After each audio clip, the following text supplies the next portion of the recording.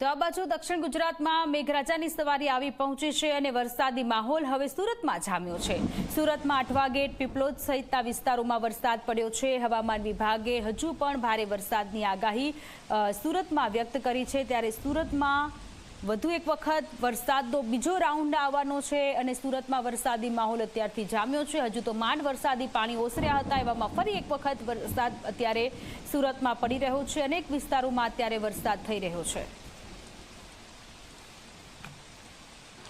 હવામાન વિભાગ દ્વારા સુરત સહિત દક્ષિણ ગુજરાતમાં ભારે વરસાદની આગાહી આપવામાં આવી છે। ત્યારે ખાસ કરીને સુરતની વાત કરીએ તો બપોર બાદ જે મેઘરાજા છે તે મન મૂકીને વરસી રહ્યા છે। જે રીતે મેઘરાજાએ વિરામ લીધો હતો ત્યારબાદ વાતાવરણમાં સૌથી વધુ બફારાનું પ્રમાણ જોવા મળ્યું હતું, પરંતુ હાલમાં જે રીતે વરસાદ વરસી રહ્યો છે જેને કારણે સુરતી લાલાઓમાં પણ ખુશીની લહેર જોવા મળી રહી છે।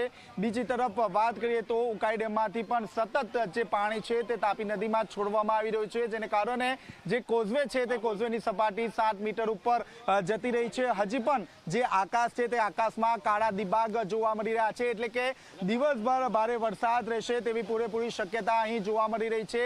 ત્યારે બીજી તરફ જે નોકરિયાત વર્ગ અને જે વિદ્યાર્થીઓ છે તેને વરસાદના કારણે ભારે હાલાકીનો સામનો કરવો પડી રહ્યો છે।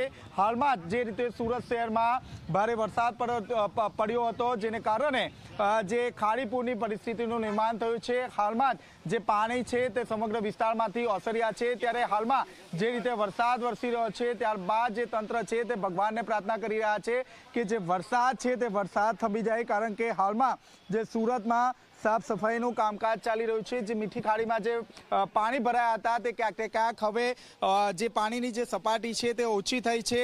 બીજી તરફ જે ખેડૂતો છે તે ખેડૂતોમાં પણ ખુશીની લહેર જોવા મળી રહી છે। કેમેરામેન પ્રશાંત ધીવરે સાથે ચેતન પટેલ, ઝી મીડિયા।